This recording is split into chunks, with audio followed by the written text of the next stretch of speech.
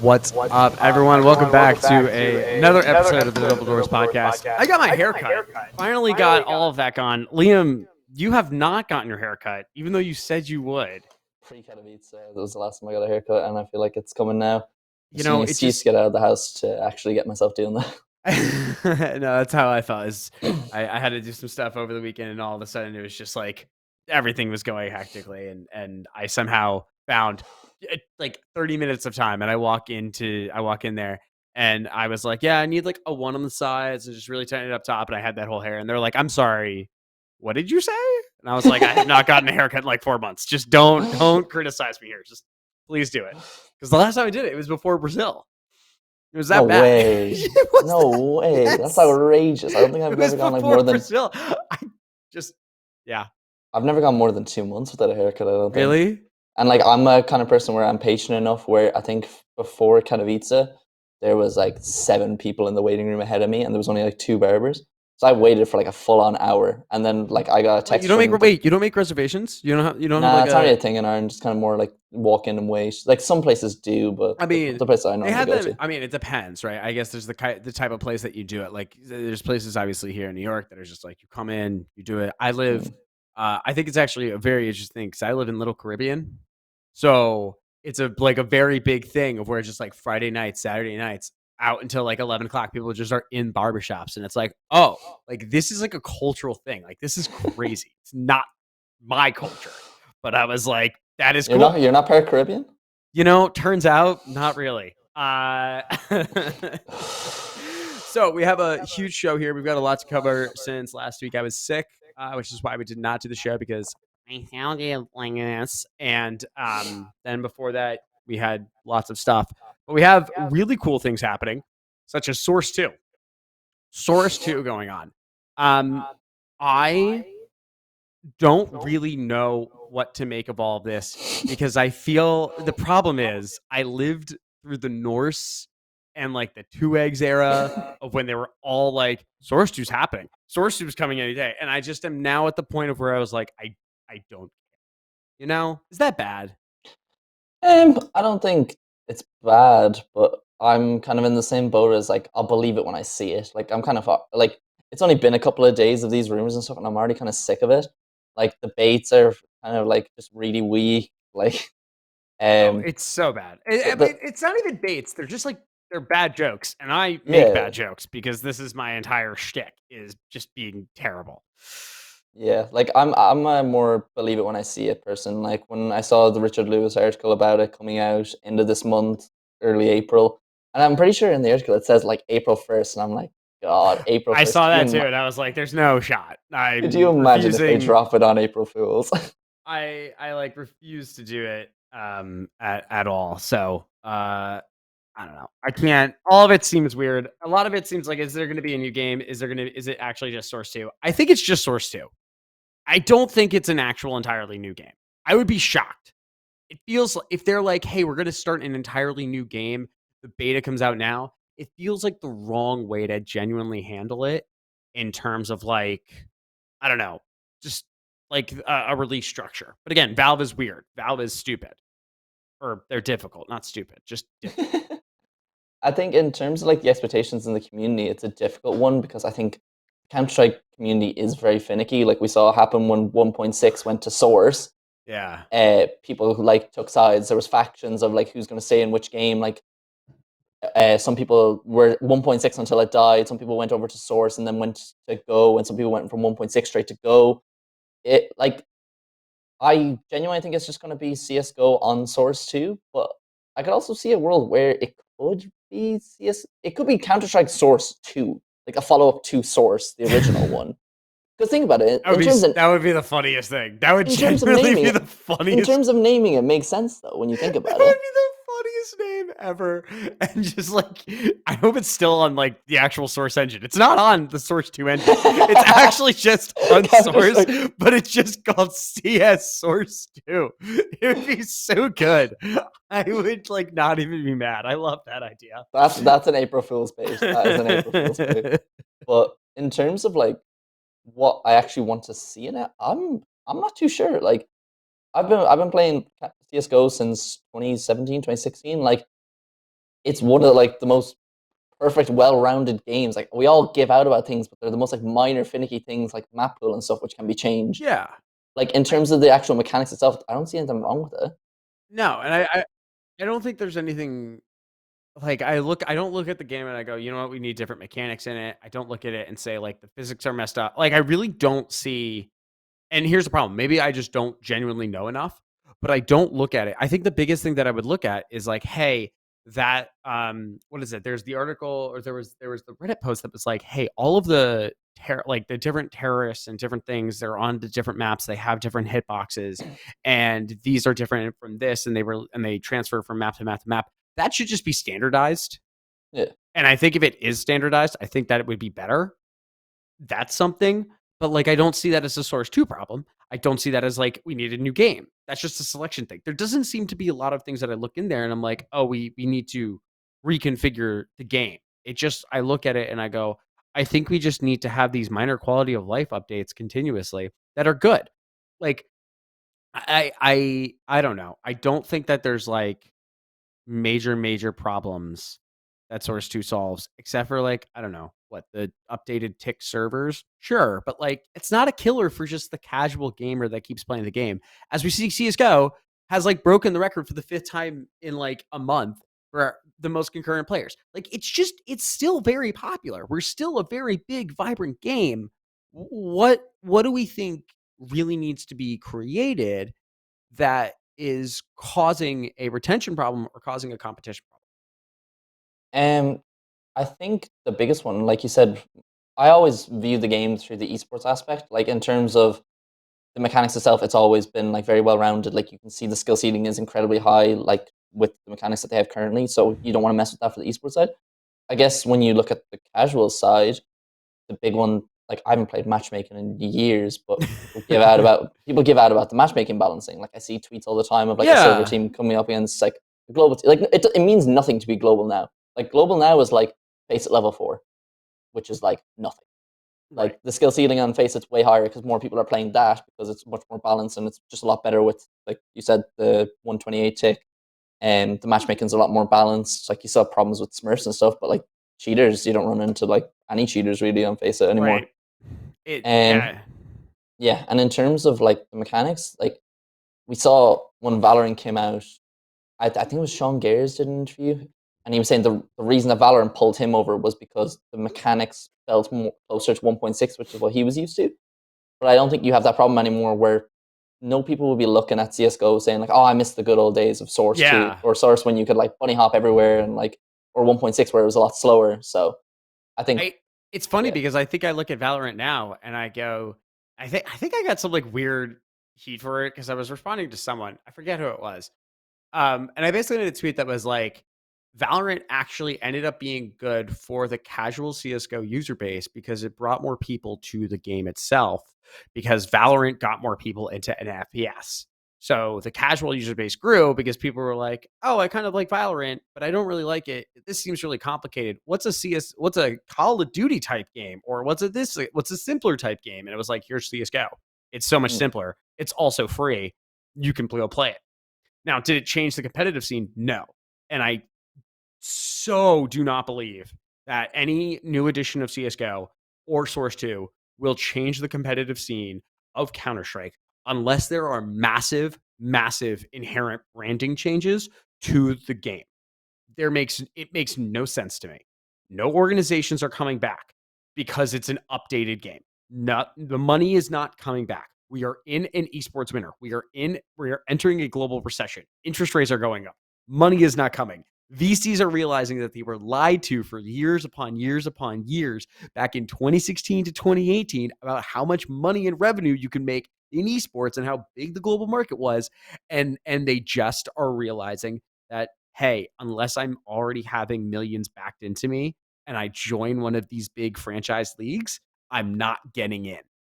Unless yeah, you're part of Blast, unless you're part of like ESL, you're not getting in. You're done. It's okay. That's our scene. That's what it is. But let's just be realistic about it. Riot got to where they were because everyone was like, Riot makes a shit ton of money with the LCS. I want to be part of that. And that's what they did. And look at how many like minor organizations actually ended up profiting in the like Valorant scene in terms of like the Americas or Europe. Not a ton. Like all the big names are there. So for me, when I look at Source 2 and I see this, I'm like, yes, this will be great for casual. It'll be great for just enjoying the game and having updated stuff. But I don't see any big changes happening at the competitive level unless they come in and are like, hey, blast an ESL illegal now. Yeah, I definitely get that from that aspect. I'm sure that there will be orgs that kind of like flirt with the idea of it, saying like, Yeah. oh, if we're going to see these play, like the revenue is going to be driven up somehow through more people watching or more people getting back into the game, which realistically probably won't happen. I can see a world where any pros that are over in Valorant that are outside of the franchising at the moment, because like I don't keep up with Valorant. Like I know that there were some people that kind of like got left out, like certain orgs got it, and then their orgs weren't signing or whatever. I can see some people come back and like flirting with it, and maybe some of them stick around. But overall, if you're like a player, I don't know, Shazam or Leaf or any of those guys, like You're a Leafs on I know, Cloud9, Shazam is on G2. Like, yeah, like if you're in any of those like orgs that are paying pretty well over there, you're not going to be coming back. But if you're right. in a if there's a world where you're outside it, like what's Wardell up to these days? Like He's just a content creator. That's what he's exactly, got. I yeah, mean, yeah, I don't think we're gonna see anyone like Nitro coming back, who had a very big job, who was in 100 Thieves, and then he was like, you know what? I actually just don't like this. This is not what I want anymore. I'm not happy. Let's play CS:GO. Like that's what it was. He said he left because of the travel. He was having a kid. He was starting a family. That all happened. And then now he's like, he still has the child, and he's like, I just can't play Valorant. Like, it's just okay. But I don't think that we're gonna be seeing like tier one pros coming back by like these handfuls. Like it's just not grounded in a reality of where we have top players suddenly seeing this new game and going, I'm coming here. Like I guess the problem that I have with it is what would draw them to come. There's no right. They've been out of the game. No other big major like for NA. None of those organizations are going to look at any of those players going, yeah, you've been out of it for 3 years. Totally come and like take OC spot. Like absolutely, you totally yeah. understand the meta. You can totally pick up on this. Like Evil Geniuses, I don't know. Maybe maybe they take Ethan and are like, get back in here. Go start playing with Breeze. Like we can't do this anymore. Like we got to roll the years back. But like, you know what I mean? Like even then, it's just like I don't know. I don't see organizations at the top level very excited to try and bring anyone back. Yeah, definitely. I think the players that did come back, like Floppy and Nitro, you could see within a year of being in Valorant, they're like, this isn't for me. This isn't what my life is going to be. Right. And the players like Ethan, who did get over that year mark, it would take something like a Source 2 to even have them flirt with the idea of it. And that's not saying that they will come back. Um, Great that they're over there in Valorant in Love and Life if they want to come back Yeah. and like see what the game is like. And say if like they fall back, Get your money. if they Get fall back that in love with bag. the game, Yeah. if they fall back in love with the game at Source 2 or whatever this change may be, like I'm slightly worried. Like it could be something absolutely mental. Like it's like you just don't know with Valve. These are the same guys that did that Revolver update. These are the same guys that have put out like crazy updates that have broken the game, like the Deagle jumping shit. Everyone is going to hate it at first. They're going to make several changes, and then everyone will be fine with it after 6 months. Yeah, the opening That's how the outrage. life cycle will go. Everyone will just be super mad. We're all gonna like make fun of it, and we're gonna say how awful it is. And Valve's gonna be like, tough shit. This is how it is from now on. You have to play this if you would like to play in any of these like big leagues, or this is how we're running majors. You're not allowed to do anything else. Suck it. This is it. Do you know what I wouldn't mind seeing? And I think I What would seen you not someone on. mind seeing?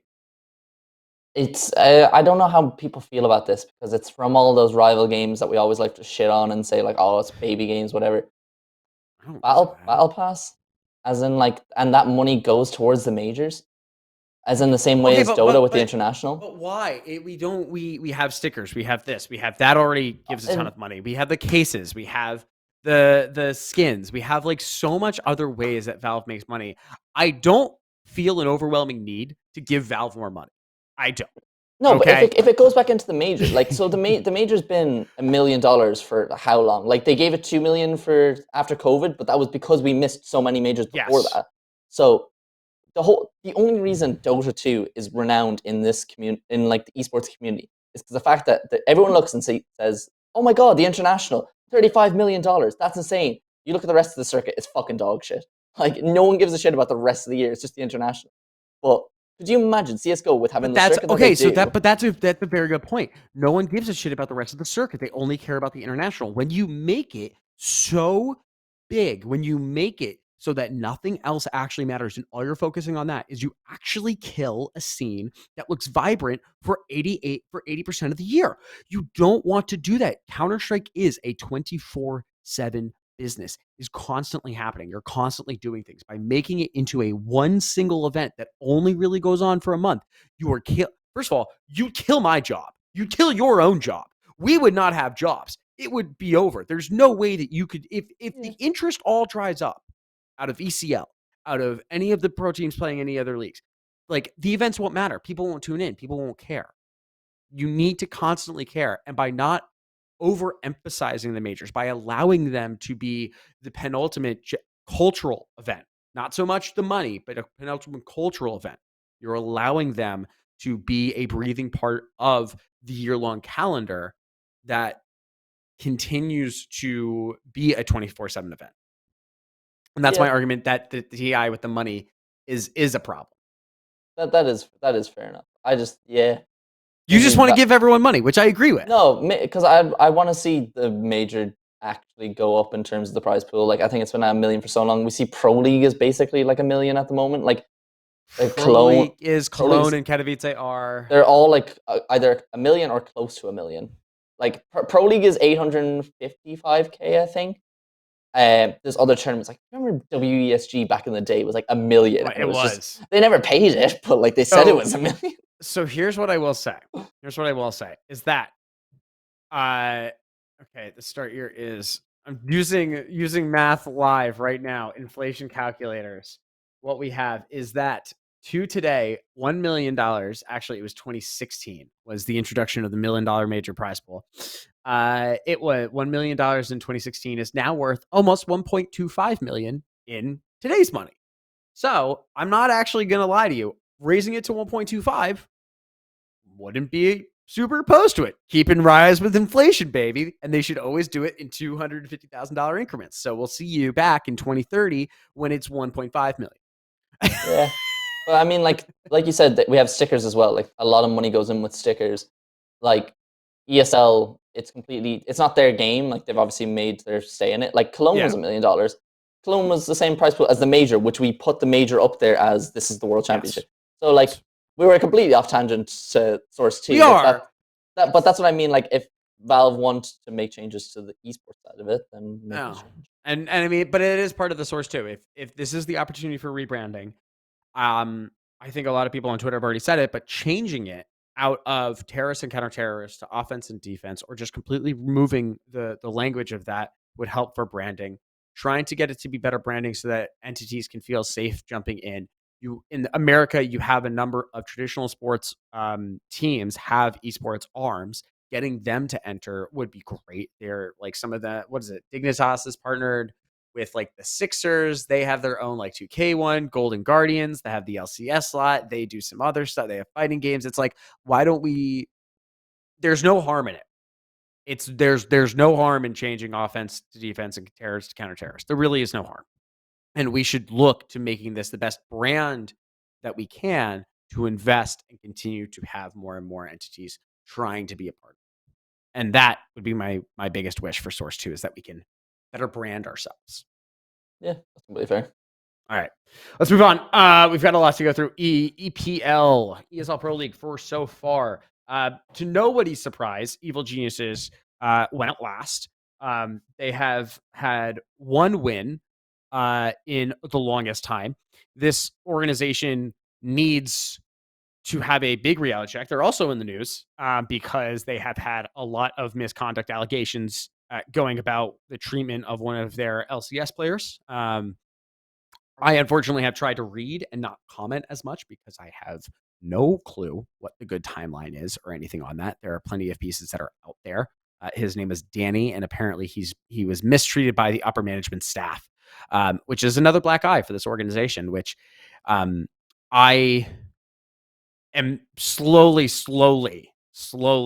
losing my ability to continue to defend. And I am, after hearing just so many things, I'm just like, I'm running out of reasons to keep support. Like, it's hard to just be like, no, the overreaction and EG hate is way too much. And like, yeah, I'll say they're anti-EG CSGO train. Sure. It's still a little bit too much. But now against the management, I'm like, I don't know. It's getting bad. Yeah, it really isn't looking good. Like, I've not kept up with like any of that side. I'm just Counter-Strike through and through. Like, that's all my feed ever is. So no, like ESL Pro League, like it was just the most predictable. And it was the most predictable finish that you could find. Like, they are just bottom of the barrel now. And I said it a while ago, and I think now more than ever, when do you pull the plug on this lineup and just if you want a competitive lineup, it's not this, and I don't think it's the core of this either. Like, this isn't a one person removed fix. This isn't even a 2-person removed fix. I think you have to get like maybe keep 2, but I think EG are really like I actually just don't know what to say about it anymore. I think this lineup has run its course already. It's hard because Wiz hasn't really had time to like bed in. You know what I mean?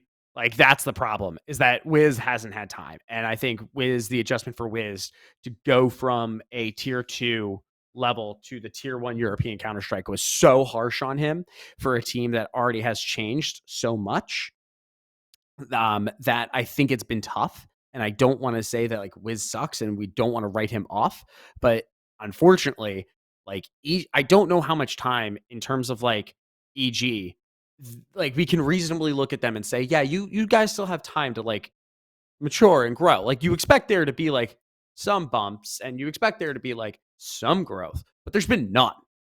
And Counter-Strike is a very win now environment, and they are not winning now.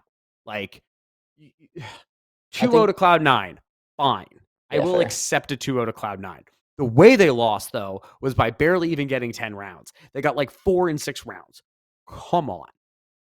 Right? Come on. You just lost. Now, the other problem with it is they finished up a grueling closed qualifier back in America, and then they had to fly I think it was like that night or literally the next day, they had to fly, get to Malta, and then immediately play. So I can kind of write it off, but that's not good. A 2-0 loss to Eternal Fire. Unfucking real. I think that game was so annoying because they were close, right? They were supposed to come back all the way on Overpass, and then they like lost at 16-14.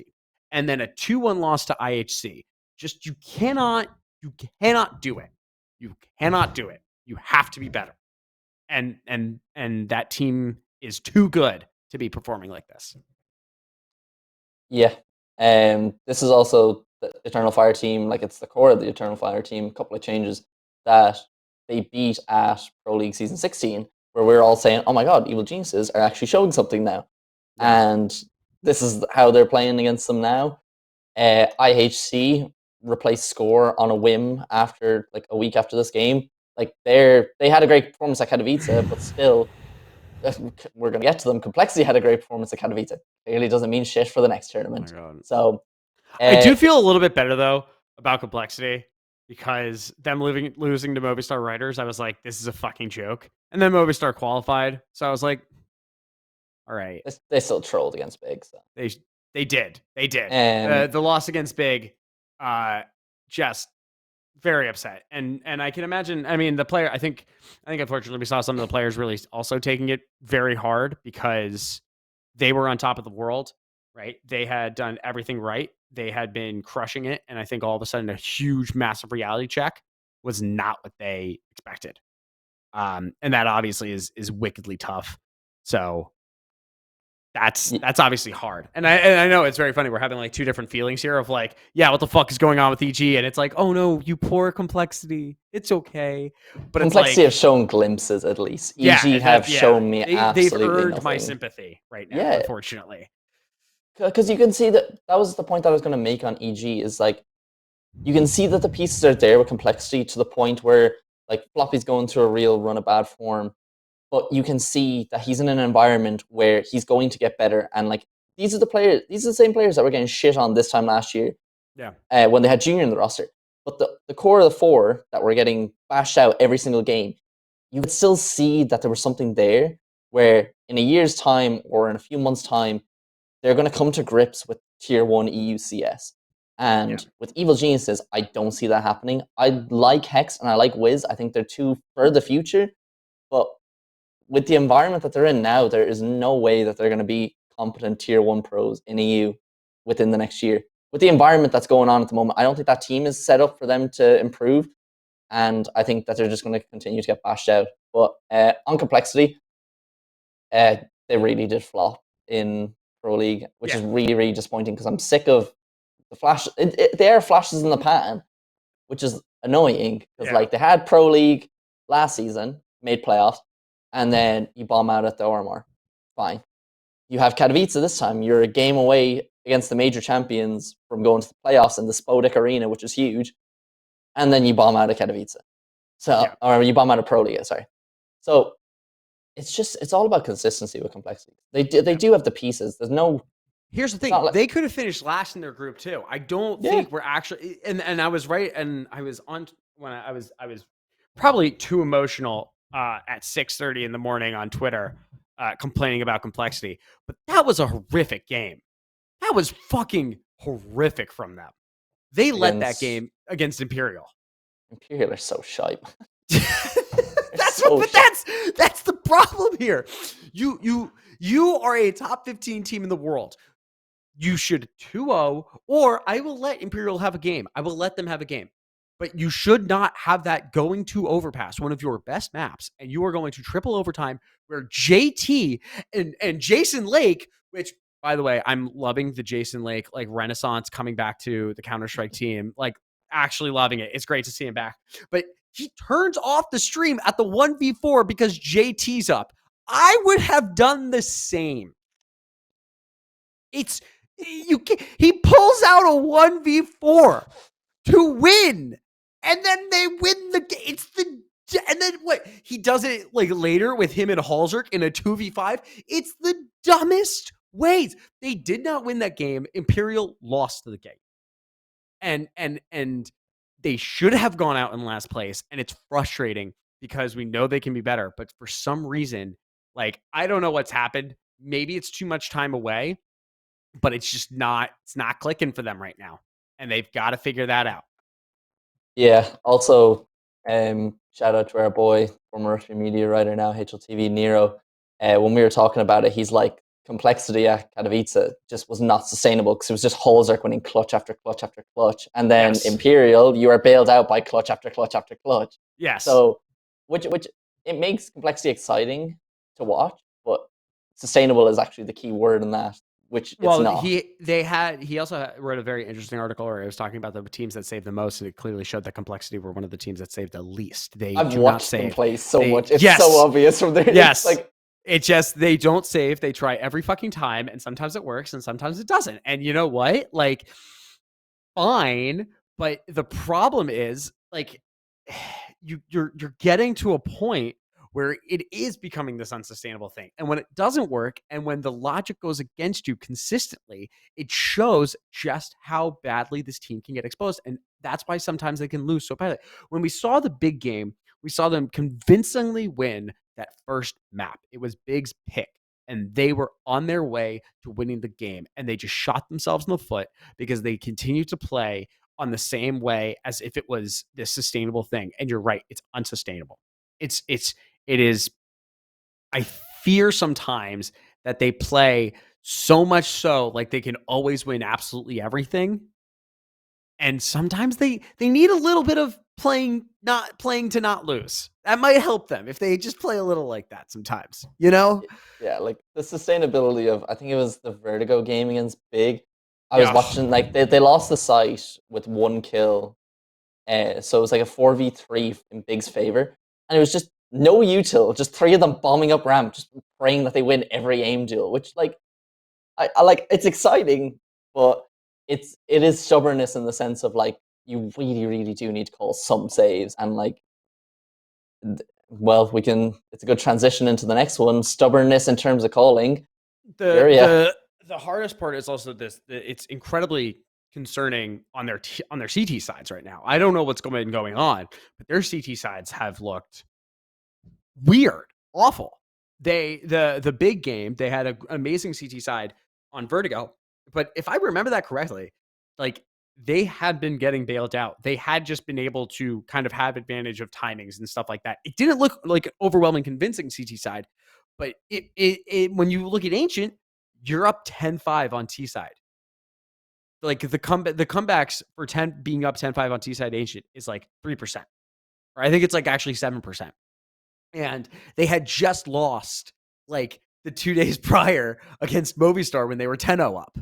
And then same thing on Nuke. They got 7 rounds on T side Nuke, and they only get 5 on CT side. It's when do we start to get worried about it? Do we get worried at the RMR? Should we get worried now? They have a month to figure it out. Complexity go through the RMR pretty easy in my books. Like, in terms of the other teams that are going to be there, I don't have any worries for them. If they miss the RMR, then yeah, massive major alarm bells ringing. But I don't know. I'm still not too worried about them in terms of their calling. But yeah, like I was just saying, a team that I am worried about their calling is Furia, who, like, they did qualify, but they're far from the team that a couple of years ago we were saying, a few years from now, this team is going to be winning titles. Yet to win a title. Yet to win a title, constantly like in the top 4. They had a decent pro league, I would say, but tough. And I think the crowd is getting a lot louder now for questions about Art's playstyle. Like, is he been found out? And Art obviously had the stream. He made the comment, which we wrote about, and he basically was like, these analysts don't know what they're talking about. And he's like, if they want to analyze something, look at the bigger of the rounds. Don't just take like those rounds that look bad. Take like really analyze it. Which, like, fair enough to go ahead and do that. I think the way he said it, not the best. Not gonna win a lot of favors there. But I mean, it is tough. You can't look at Furia right now. You can't look at the way Caserado is playing out of his fucking mind, one of the best players in the entire world, and go, yeah, like, I understand why Furia is struggling. You shouldn't understand why Furia. It's the same thing that we yell at Navi when Simple and Electronic are playing out of their minds, but the team is like somehow not able to win events that they should win. Or even when we look at Fates, when you have all of their players going on cylinders, but things are not happening. It's a very, very difficult thing to look at and say that everything is working in Furia land. And I think if they're not able to, one, convincingly qualify out of this RMR, there needs to be questions heading into the major of, is this going to be a good team that can make it back to the quarterfinals again? I don't even think quarterfinals should be the bar that we set for Furia. Like, in terms of the talent that's on the roster and where they have been at historically in like the last year or so, it's like semifinals should be minimum, absolute minimum. You should be making finals with this team. You have Caserado and Yuri, two of the best riflers in the world. There's a reason that they're both top 20 players. Yeah. You have Safe, who, like, the thing with Furia, the Opera's always just going to be, if the Opera's just solid, which is what we were saying complexity needs when they had juniors. Like, just, it doesn't need to be a crazy rifler. It's the same with Liquid. It doesn't need to be a crazy Opera. It just needs to be very solid, and I think Safe is very solid. Drop is doing fine. Like, he's probably one of the players that you'd probably look to replace if Art isn't the one that you want to get rid of. But from my understanding and talking to other Brazilians, it does seem like Art is very stubborn on his playstyle because of the people calling for it. And it's basically like, I've won like this before, I'm going to win like this again. So it's very his way or the highway. And I think that's a dangerous thing to fall into, especially when the results start going away from you. Yeah. But the major problem that you have is, where do you look to in the Brazilian scene for an IGL? Like, there has been pretty tough right now. There has been, in the same way as NA, there's been a vacuum for a good few years now. It's always been Big ESEA is trying to be an IGL right now in Pain. I mean, depends on how Pain do. We'll see how that all goes. Let's move on because we have a lot to cover today. But also, Liquid and ATK, they're going to be playing in the next group next week. Liquid should breeze through. God, please breeze through. Begging. ATK, I think we'll finish in last place. It's them or Rare Atom. It's like they're not. They've lost 4 games in a row right now in this European boot camp that they're doing. They're having a lot of struggles right now. They do not have a solid 5 team. Akinito is playing well with them, but it's like it's not their team. They're in a little bit of this weird mix thing. So we're just gonna see how that goes. But I don't have a lot of high hopes. I hope that I'm wrong, but I think that unfortunately they're gonna finish bottom. And it's just gonna be a tough one. I think Rare Atom stylistically might be a good matchup for ATK, because it's not going to be the regimented EUCS style that they've been coming up against. Like, they played BNE and that tournament name is awful as well. Bet Boom Playlist Urbanistic, or whatever the fuck it was called. What a shit name for a tournament. So shit to try and write out. But I think Rare Atom are going to be playing the Asian style of CS, which is a bit more crazy, a bit more loose. They might match up a bit better against them. But I hope they just win a series while they're over there. That's all I want. It would be nice. It would be nice if that happened. Liquid might have an issue with the upper bracket final if they get that far, because either Spirit or Navi are 2 solid teams that have good records against. I would say that Liquid, if they're doing well, which they've had a good long break, they haven't really had to worry about too much. I feel that these guys actually could genuinely beat Spirit. I mean, they can genuinely beat Spirit, but I think that they could beat Navi. I think that they really will. So I actually am not as concerned. I think that they might be one of the first to qualify out of this group. That's how excited I am about this Liquid team. So, okay. Other things, recent qualifiers. IEM Dallas won by Nouns. Nouns have gotten a little bit of a hot streak. They're starting to go places. They pulled it out against ATK to make their way to go to Mexico. They've got Dallas now in their back pocket as well. They've got some stuff, churning up for them. That's exciting for them. I'm pumped. I'm liking it. Although I still have some concerns about the team quality, but they're winning the qualifiers. They're doing their job. They're making it to the right places. We'll have to see how they do at these events, but it's kind of exciting. It's good for them. Yeah, I think it's important to have another team in the region outside of the so-called top 3. I think Nouns could probably beat an Evil Geniuses team at the moment, but in terms of having those other teams coming through, it's important to at least build up one contender where you're saying, okay, if we put this team against an Evil Geniuses, or if we put them against a Complexity, they need to give them a good run for their money. It can't just be having these top teams, and we've always talked about in the past, the practices coming over. You can't have a case where Liquid and Complexity are saying, we're not going to get good practice against these teams. So if Nouns can consistently churn out these results, making it to big events, it's going to help them in terms of the level of competition and their experience levels. At Dallas, they could come up against FaZe, or they could come up against Heroic in the first game, and that would be invaluable experience to a team like Nouns. Yeah. Especially in a stage setting. So it'll also be nice for when Dallas comes around, everyone getting their FPL practice in scrims. It should be a giant call to everyone in NA.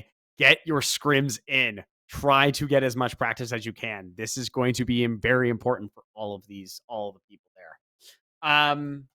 Yeah, and then we've got Ace Masters starting tonight. Nouns is taking part in that. The winner will head to the Blast Spring Showdown Americas edition for one spot to the spring finals in DC.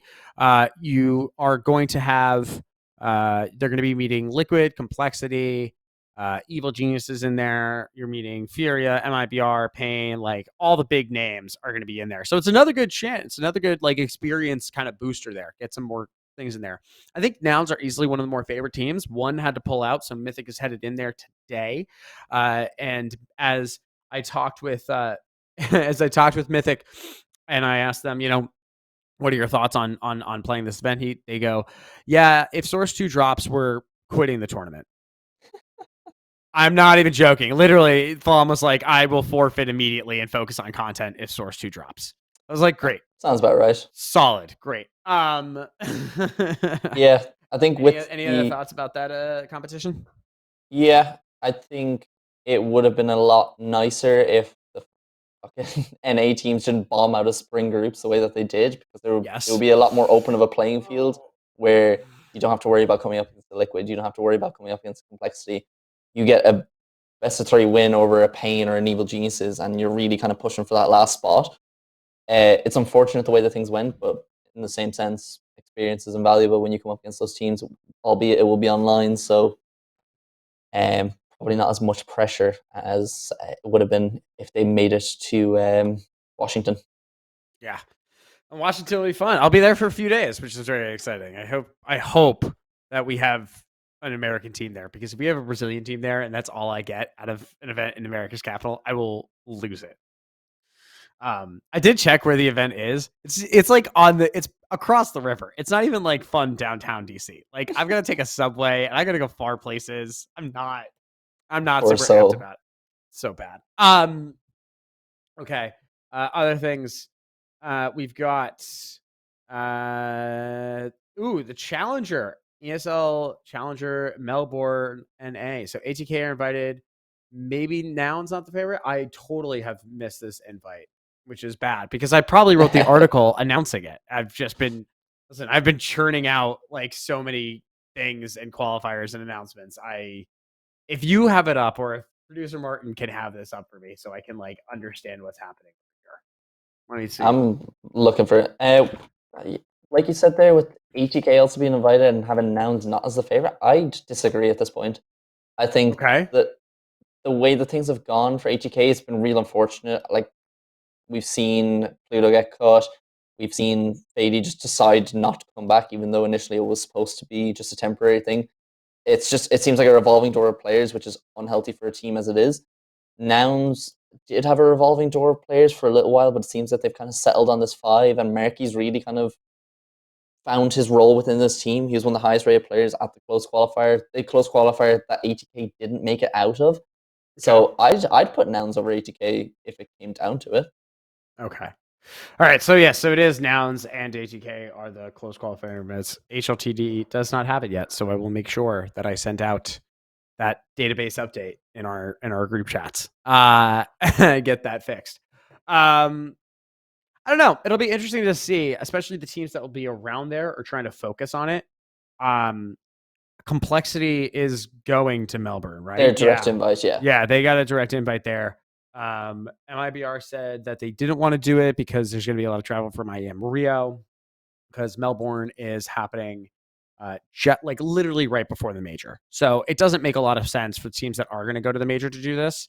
And I'm kind of questioning complexity on this. Like, why would you not take the time? Like, it's going to be tough. You're going to go all the way to Australia, and then what? You're just going to go from Australia straight to Paris, and you're going to then do an extra week in Paris, or you're going to Copenhagen doing a thing. You know what I mean? Like, it's a little tough. I can see 2 reasons behind it. One, Melbourne, obviously the players haven't really played in Australia. Just in terms of the travel side, you get to see Australia. I don't care. That's the minor reason. The major reason that I would say is that's a prime chance for Complexity to go win a tournament. Complexity aren't going to win the major. No, Complexity's not going to win the major, but I get that, but you should be focused more on the major. You should be focused on that as your big thing. I think winning a challenger event in fucking Melbourne isn't what you should be like aspiring to. You should be trying to be like, I'm going to make it out of the first stage of the major. I'm going to make sure that my team is well rested. They're not exhausted from traveling. They have good food. They're not eating like shit fast food from every other part of the world. Like, it just... Challenger's also not that long of an event. Which is even worse, because they fly in, play, and then immediately fly again. There's no time to get set. There's no rhythm. You go in 3 days, win the event, leave. I can see that. I like how it's that easy for you. You know, they should just sign you up as Complexity's hype man here. No, but I think Complexity haven't been on stage at an event So if they go to an event like Challenger, they just sweep it, which I think they should, based on their academy. Bad News Eagles will give them some trouble. Not What do that you much. mean?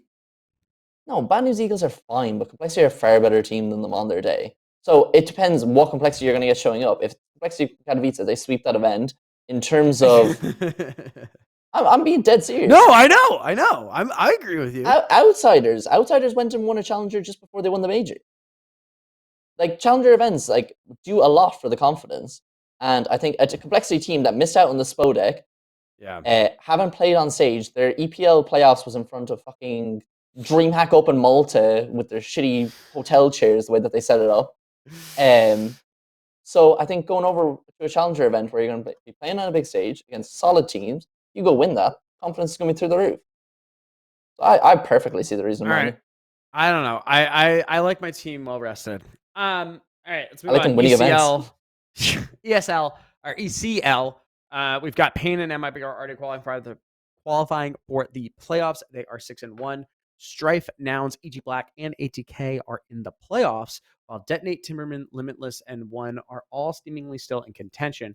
However, One are currently in Poland doing a boot camp in Warsaw. So a little unknown right now, I think, about their status is going to be for Challenger, and if they'll I don't know, like if they'll be able to continue competing for those playoffs, or if they're just going to kind of end their season. I'm not exactly too clear. Yeah, they took a forfeit last night, I believe it was, or a couple of nights ago. So I think that they're done. I don't think that they're going to be playing. yeah, which is kind of unfortunate because they were off to a good win start. I'm pretty sure. Yeah, they lost to ATK in their opening. They beat Timberman, Detonate, lost to Pain, and then beat Vilnius. So they were set up for playoffs, but clearly we see that these teams who get a bit more time in Europe, one, have had some experience in Europe. They've had their RMRs and stuff. Probably put a bit more emphasis on getting that European practice in than going for Challenger. Which, do we need to see a revamp of Challenger, in your opinion? Do we need to see it? I don't think so. I think I don't like the groups. I just don't like the groups. I think it's I understand it. I think the other problem is that they can't have enough matches happen if they just do one giant table. Getting 16 teams in, hard enough already. We have enough teams that kind of quit out in the season. You don't want more of that. Disconnected blew up. They went so that was great. Ex-Villainous that went to relegation, they blew up. So already in Group A, you have two teams that are just out of the count.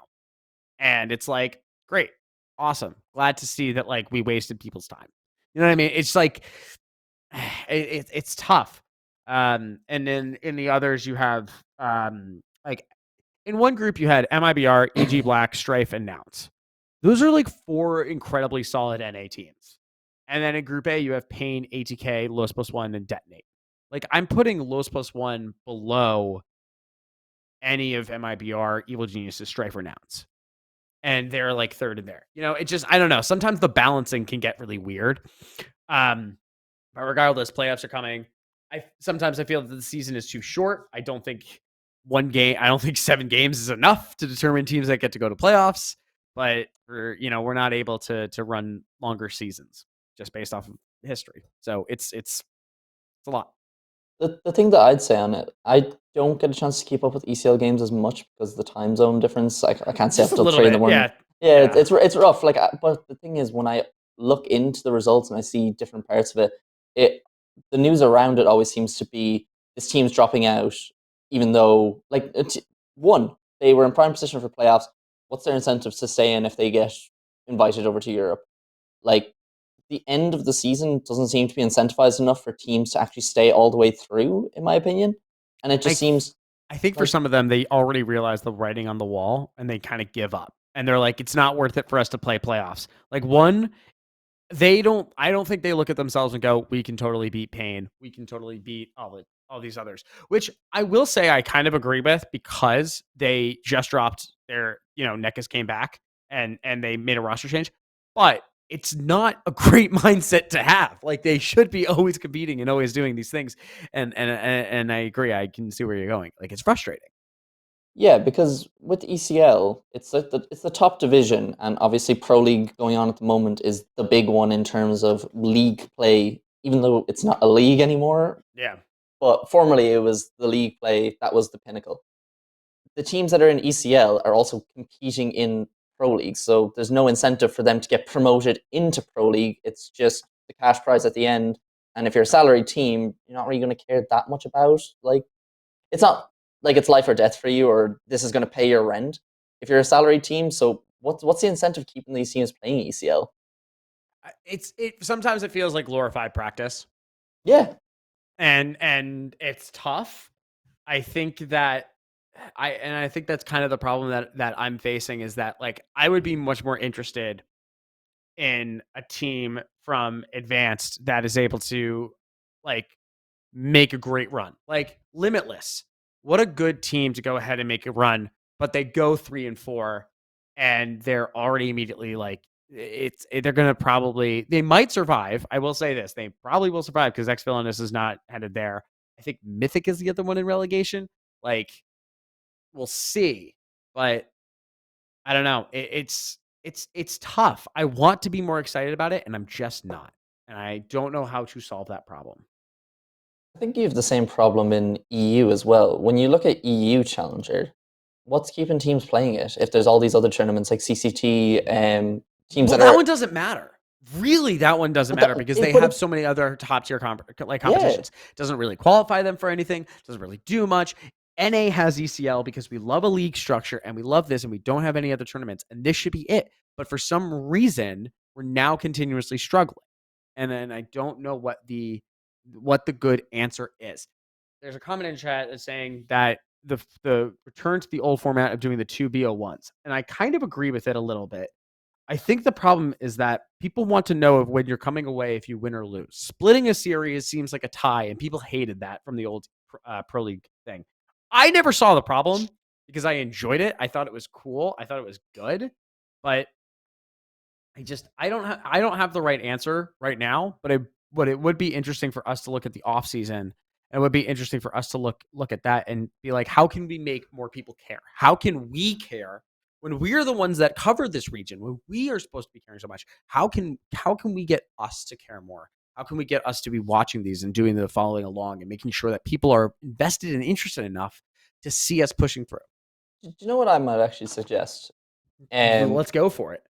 When you look at the ECL page on HLTV, like I mentioned earlier, it's just the cash prize that's incentivizing teams to stay in. And when you have a salary team, what's the point of the cash prize? It's Right. not like it's going to be paying your rent. We were just talking about this Challenger event that's going to have complexity. Outsiders won the major after winning that event. Movistar Riders, Sprout, all these Pro League teams. Why don't you just make Challenger ECL season, like the top 3 teams get invited to it from either side, from Europe and from NA? Why don't you just have teams invite, like if you top each group, or are you talking about Global Challenge? No, yeah, basically, like make it that again. Yes, we Like, should have Global Challenge again. I agree.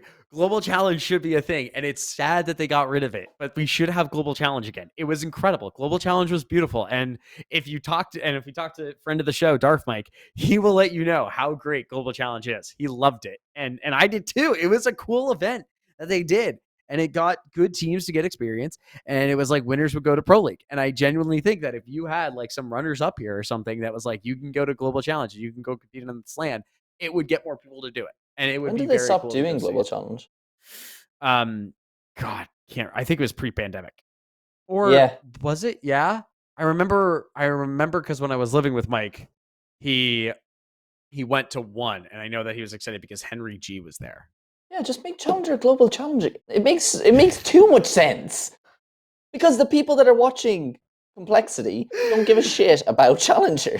That's the problem. Yes, they need to. Yes. So we'll see how it all works. We have more to cover. We have ESL Impact Season 3, which has been really, really good, and then we get to talk about the last 2 other things in our conclusions.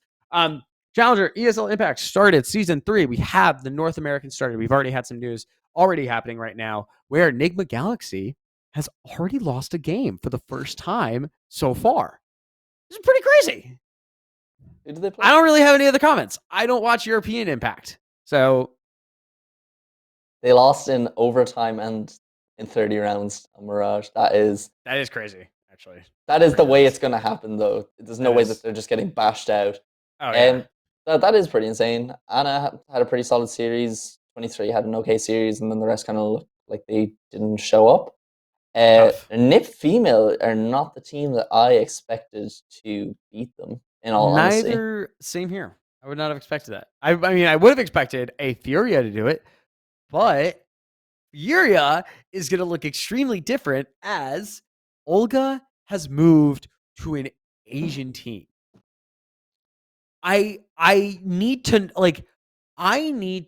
can't wait to have another, because I think Impact is in Dallas, right? Impact finals are going to be in Dallas. Great. Yes, they are. There, yeah. Yes. We're going to be able to talk with her. And by God, do I want to talk to her about what happened? Why did she do the move? What was I think we've already cracked the code. We were talking about it earlier in a Discord chat. You and Olga? No, someone else. We were theorizing why. I think it might have been Elliot.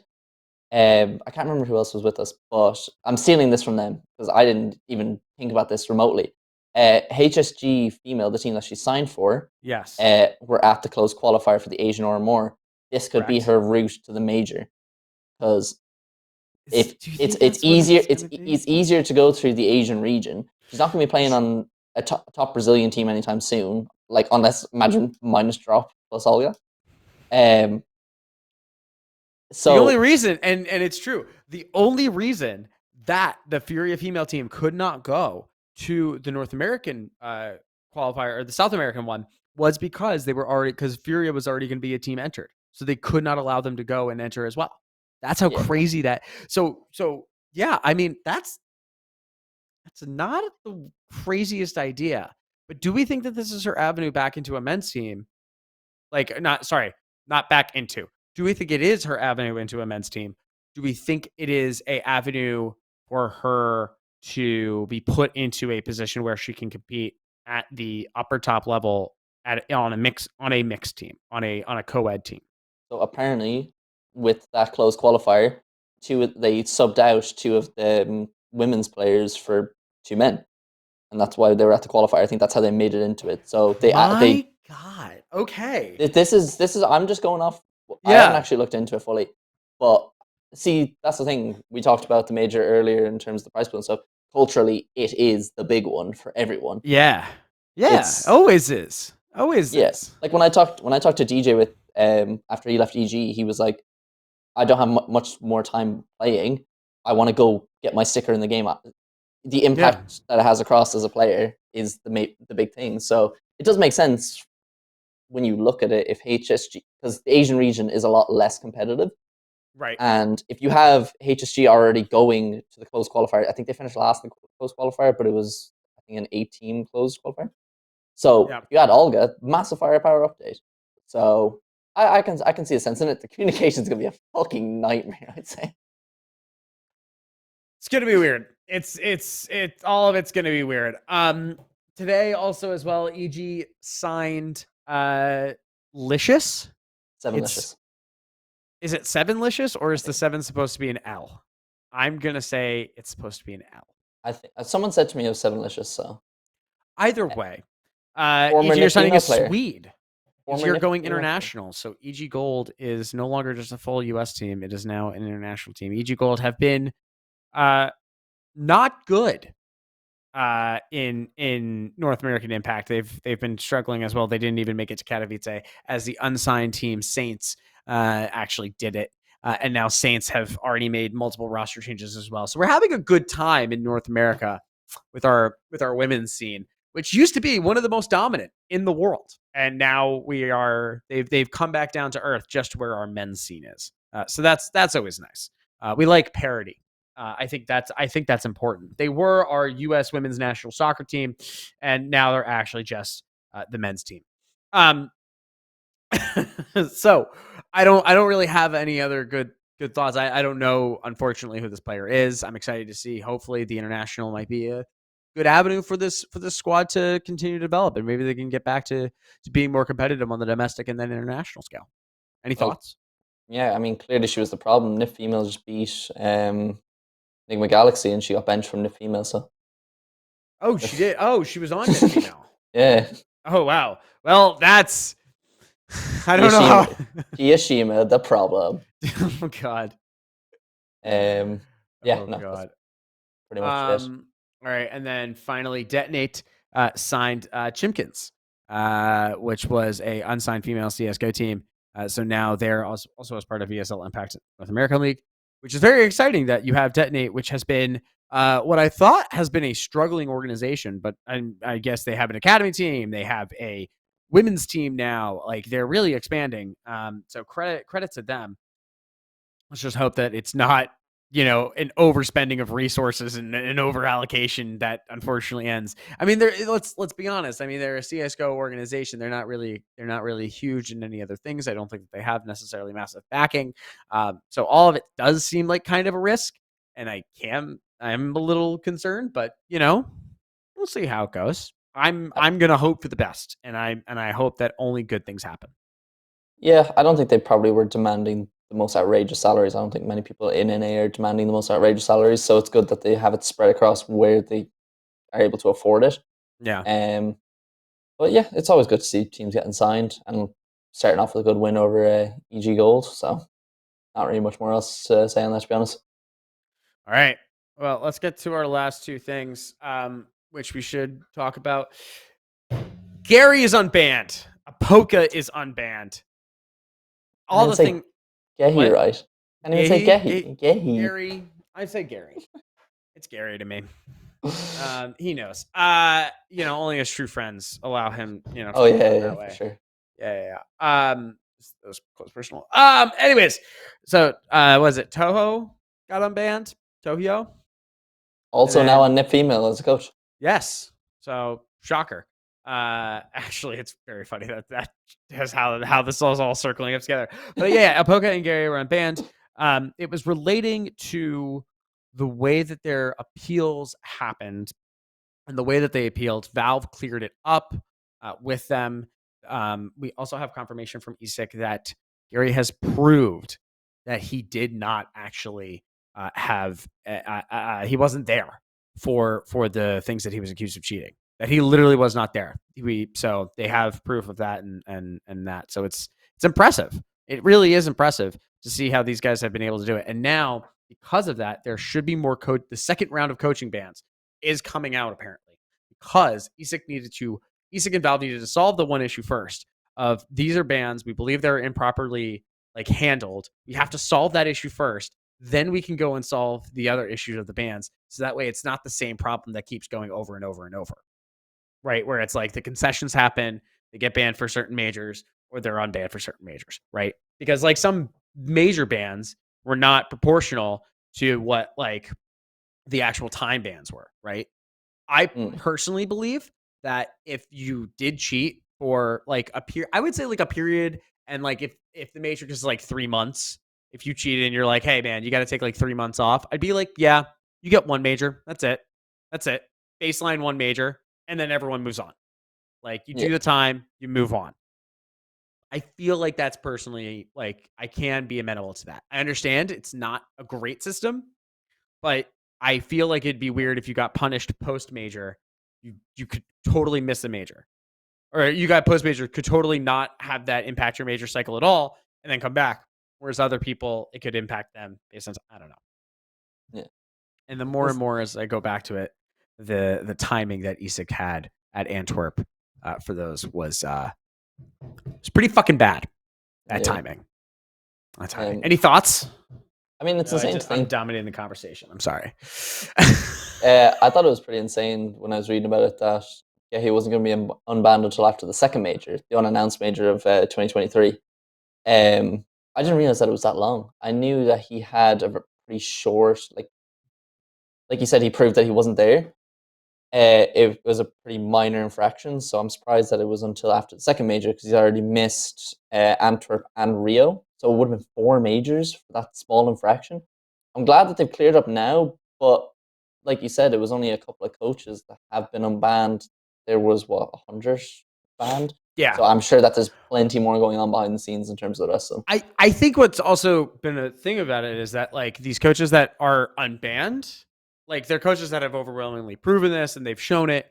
And other coaches have that kind of, they also had just very small sentences. I think if we looked at coaches that were still banned, that were still very prominent coaches and known to like be like very positive figures, then we would hear from them as well. And I just don't think that we are. So Yeah. All right, last thing. The new Cash Cup system. This is pretty cool. Have you seen this? Completely have missed it. What's Well, up? we wrote about it on dust2.us. We write a lot. I write a lot. I've written like 20 articles this month so far. It's crazy. Oh, I wrote almost and shipping 50. I wrote almost 50 last month. Pretty nuts. It was actually almost a third. It was literally almost a third of our entire production. I'm very proud of that. Clearly. I'm very humble. Come on, tell me about this Cash Cup. So we have, well, the great part about the Cash Cups is that they're changing the way that they're run. They're changing the prize pools a little bit to give a better structure for North America.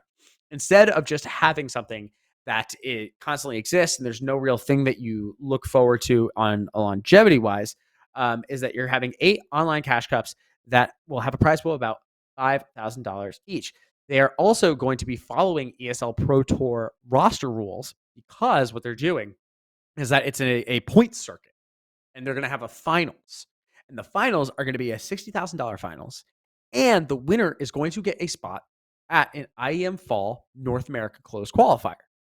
So you could just be any old other team. You could just be part of the whole big thing. And you could be able to get your way into one of these top spots purely just by playing Cash Cups. It's a great way, I think, for a lot of unsigned teams or mixed teams to find their groove, to get their things going. And it's also good for some of the other like minor unsalaried teams to find an avenue right into the into these positions. It's great. I think it'll be fantastic. The ESL Pro Tour roster rules, is that the same as where you can't play for another ESL team? It's pretty much that. So does that not just incentivize, say, Elige comes back to NA for a weekend, he wants to chill, play a Cash Cup? He can play a Cash Cup in a mixed team. He can still do that. But then he can't really like start playing for the others. Like I'm very sure that there's going to be a level of flexibility here of where it's like, yeah, we just want to hang out and like play a Cash Cup and like have some fun. Sure. Yes. Agreed. Ever. It's not something that it's like, oh, I'm just going to keep team hopping. Like they want to, if they're going to reward things that go towards a qualifier for one of their bigger events, then you need to go ahead and you need to have a more consistent rosters into these things as well. I think that we've seen a lot more roster stability kind of happen, which has proven to be strong for the scene overall. Yeah. Anything that keeps Strauss away from big events, I'm all for, which is Cash Cups. I love Cash Cups. So I wanted to say, I think I said it on the last pod as well. I still can't believe that the Cash Cups got complexity to Katowice, and then at Katowice they took full advantage of that and made it to 8th place. So just to be clear again, complexity went from not even going to Katowice, played a few Cash Cups, got their way in, and then they made top 8. Insane. Insanity. All right, closing thoughts. Anything going on the week? Anything you're looking forward to? I haven't been keeping up much with Pro League in terms of like this group. Like Group C kind of started off a bit weird, but I'm looking forward to next week's group. I just really want to see ATK win a series, and I think that they can get that against Ray Adam. In terms of the rest of it, I want to see a really strong performance from Liquid. I think that I think they should either like top the group or finish second. They're going to be in the upper bracket final, so they're going to finish either first or second, which sets them up pretty well for playoffs. And I just want to see them win a tournament. I feel like Pro League has a really good chance for them to win this tournament. We saw them do it at 16. They came so close in that best of 5. I really want to see like a very strong performance from Liquid at this tournament. Yeah. I think Pro League will be good for Liquid to kind of find their groove once again. I'm really excited for the continued resurgence of OC. This is the biggest thing that I'm going to look forward to in these groups is OC's performance, how consistent he is, and how they utilize him. I think that they've done a great job with OC. I think the second half of the Yakinder edition and the way that they've had to change everything is that he has seemingly stepped up. And that's awesome. What we need to see is consistency. Mm-hmm. And if he can be consistent in this pro league, I will have, and I'm not joking, zero qualms about saying that Liquid are major contenders. Like, solidify as major contenders. I don't know if they'll win it. I think that G2 and Heroic are exceptionally sharp. I think FaZe is always a contender. But I will say that I would be shocked if the seeding goes well in for the major. I would be shocked if they are not at least at quarterfinals and are likely semifinals. That is my way too early to call, and it's only if this pro league turns out well for OC. Because by God, if it goes poorly, we're deleting this clip. We're hiding the VOD. I've never seen this again. They're not making it out of Challenger stage or Legend stage, whatever the first one that they're at. But yeah, no, that's pretty fair with the OC intrinsic consistency. So hopefully you can pull that out. Hopefully. All right. Well, Liam, thank you so much for doing this with me. Once again, we'll make sure that we try and do this every week. Trying to do it on Wednesday, trying to do all of our stuff consistently. Things just get out of hand sometimes. Thanks to everyone that was tuning in. Make sure that you follow us at dust2.us. Make sure to follow the Twitter, the Instagram, the TikTok. Liam, you're going to be on there soon. You're going to be posting your beautiful face. And yeah, check out all the readings. Make sure that you can subscribe to the podcast on iTunes, on Spotify, Anchor, Google Podcasts, wherever you get your podcasts. Subscribe to it there. And with that, we'll say good night. Thank you all for watching, and we will see you next week.